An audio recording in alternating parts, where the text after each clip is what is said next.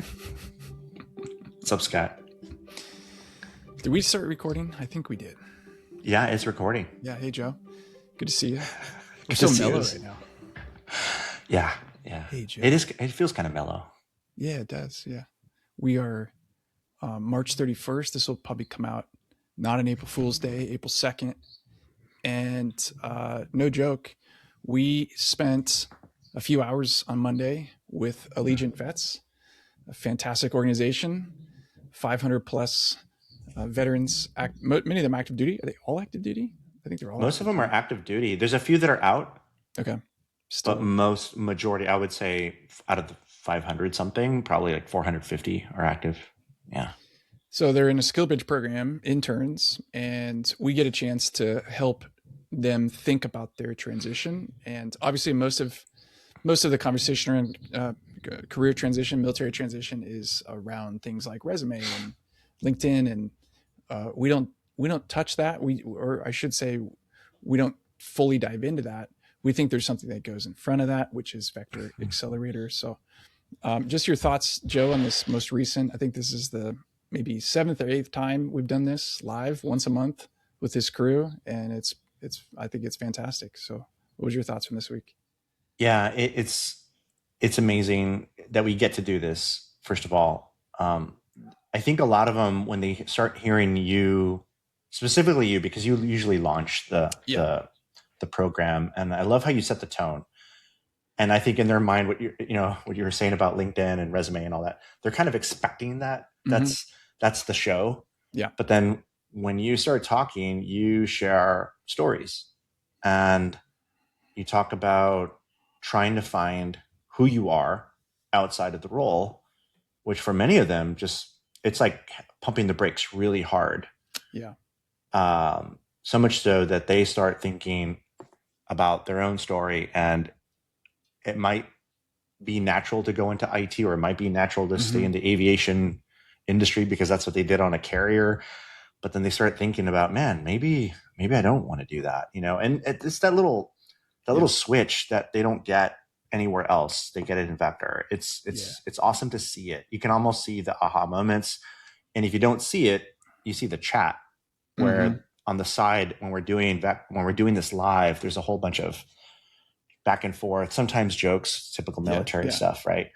But there's a lot of vulnerability in there, and people, some self-talk too. Have you noticed that? There's like a lot of like some self-talk and saying, well, I don't know if I can afford to dream. I don't know if, and so you and I have this uphill battle, but it's worth it to show them there's another way. There's a better way. Right. And yeah, it's cool. I love it every time we get to do it. I liked the comment someone wrote in the chat. We always start off with the general question: what are you worried about? What's your biggest transition problem? What's on your mind right now? And so you just get a whole host of folks who are talking about their transition. And someone wrote something that I don't think I've heard anyone share before. I think it was a woman who said, I feel like I'm graduating from high school. I feel like it's the same, taking me back to the same feels I had during that time. And obviously, Joe, you and I grew up very different places. And what it reminded me of, at least the way I related to it, was in my high school, I went to this like private Catholic prep school where 99.9% of the graduating class, 400 something, they all went to universities. So it was like, it wasn't if, it's where, and then it became kind of a competitive where are you going? And there was just this like ranking system that no one really shared, but Ivy League. And what would happen would be I think it was on Fridays. It was like college sweatshirt Fridays. The one day you didn't wear just your uniform, you got to put on a little pizzazz. And towards the end of senior year, people would be wearing the sweatshirts of the college that they chose. And you wouldn't go a day without hearing comments that kids would make about each other's, oh, you're going there. Oh, really? Like, for whatever reason, whether it was they had a bad mascot, or you looked down on them, or you thought they were nerdy, whatever. But what I was reminded about was I chose a school that in my world people more or less looked down upon. It was like, you're just going there. And what a powerful way to shape someone's concept of themselves. It's a really vicious thing. And so I wanted to dig in a little bit on that, because we talked about this in the last episode, how comparison is such a big deal. But I think we need to spend a little bit more time about just that dynamic of the different voices that are part of our transition, and how do we pay attention that might be influencing the actual choices that we make. So anyways, just to open up there, your thoughts on high school Well, transition? I mean, I had the opposite of what you had. I was typical Gen Xer latchkey kid. So by that time, our parents were divorced, and I was walking to and from school from home, and the house would normally be empty. So I would kind of make my own bologna sandwich, right? Yeah. And then did I do my homework? No, because why? I had no structure. I wanted to just go hang out, and I really wasn't studious, so that was not the best environment for me. So there were two groups of people. There were some that went towards college, and then some like me in the other category. But looking back at it, just hearing your story, and then even the environment I was in, there was still a structure. There was still sort of this, call it script. I don't know, that you're kind of playing. And then at some point it's kind of like choose your, the flip book when growing up, like choose your fate or choose your adventure. Okay. Yeah. Well, you can go left and down the hallway and open the door, and you can go to college and pick that college, or you can go this way and not go to college and get a job and just kind of figure it out. But that script is somewhat like a security blanket in many ways. And then all of a sudden that it's abrupt. And so to your point, when you're talking about that one veteran who said, I feel like I'm leaving high school again, it's like that script is ending, that plan is ending. Because in the military, there's another script. It's very much laid out for you. And the difference, though, which we've talked about at great length in the past, is the job in the military, like some people's work that they choose, whether it's maybe law enforcement or medical, like saving lives or whatever, there's like a mission and a purpose behind it. Agriculture, there's a lot of people farming out there that love doing that work because there's like a big impact in society, whatever. So that's cool. But the feeling of that ending is kind of like high school, like leaving high school again. Okay, now what do I do now? Right. So it leaves a question, there's a bunch of question marks that are hanging over your head. And these are folks that are now in their 30s and some 40s, feeling like they're 18 years old again. Right. It's wild. To just consider that, think about that. We were on a call this morning with a newer friend, Megan Brown. She runs talent acquisition at Visa. And shout out to Megan. We hope to have her on the podcast as a guest pretty soon. That'd be great. But she made a comment that reminded me of this topic. She just had said that she's noticed when she has conversations with veterans that there is a temptation on their side to kind of hand her or her team their resume and then just kind of say, what do I do? Where do you want to put me? And she was just saying, like, of course, culturally, give me orders. I just tell, and how she and her team have developed a very clear philosophy of we're not going to do that. And I thought that was so refreshing, because it's the same thing we're trying to do is the maybe the same experience that this woman yesterday was talking about at Allegiant Vets of the transition of high school is really the first time at that point of your life where the question is, what do you want to do?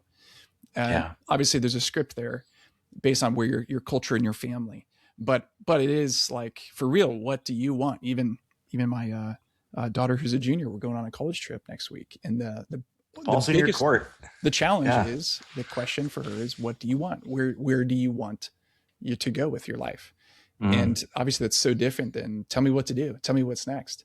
And so obviously that brings up, for many people, a sense of thrill and optimism, because it triggers autonomy, and many people are wired for that. But for others, it's like the loss of security and predictability and status quo can be terrifying, can be paralyzing. I loved it because I I highly value agency and autonomy. But I'm not, I'm not necessarily wired for security and safety.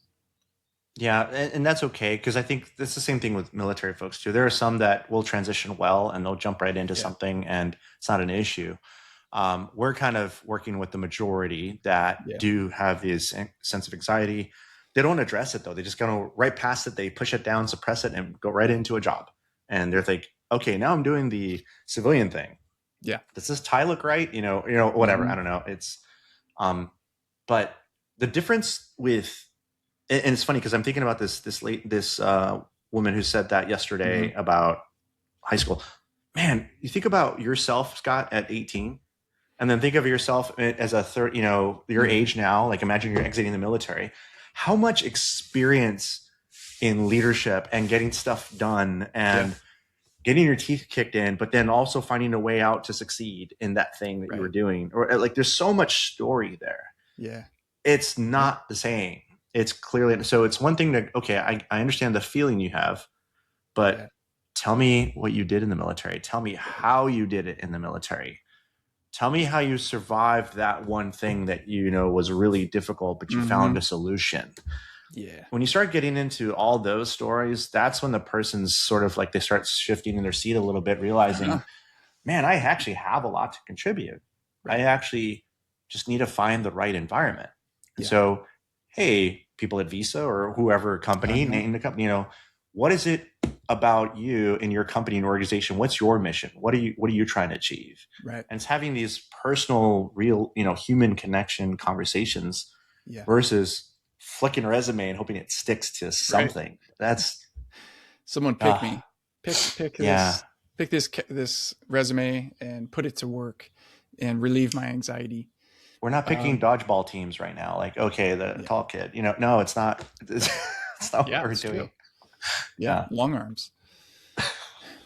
Regardless, as you're going through transition, there's a researched method about how to manage transition well, and so much of that obviously is about what's going on in the future. But the research shows that the people that handle transition the best are also the ones who take time to unpack what they've been through and how it shaped them.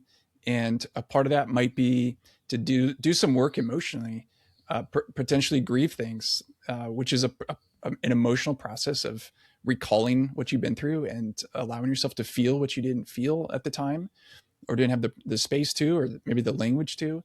And then it's a process of letting that go. And there's also a side of rejoicing and celebrating and gratitude for what you've gained, the experiences you've had, the people you've met and touched. And again, the best way to go through transition is to actually look backwards and spend some time there before you can really look forwards. And it's in some ways, when I share that, people are like, really? So I think you got to kind of trust us, trust the research, trust that process works well, because it can feel unproductive to look backwards. But if you don't, you'll be carrying stuff with you that might not be helpful for your next season of life, and at the very least will distort some of the clarity that you could have if you were to do that work. Which is why you and I are such believers in introspection, guided journaling, Mhm. processing out loud. The point is not to get stuck there. The point is to move through there and integrate and make sense and connect dots so that you have a cohesive, coherent story going forward. Any parting comments from you, Joe? Now, it's just amazing to see when veterans do transition well. They have this sense of agency. They have this sense Yeah, of clarity, which we've talked about at every podcast is what is yeah, clarity. Well, the veteran decides, they define what success looks like. yeah. It's not you or I telling them that. So it's Right. this sense of empowerment. And that's what we're trying to do is help as many veterans get Yeah. through that. We're a guide. We walk with you through it. Mm-hmm. And Vector is very much the method we do it. And Mm-hmm. so we encourage you, if you're hearing this for the first time, you're curious, log in Yeah. and seek us out. That's it. See you in Yeah, there. too easy.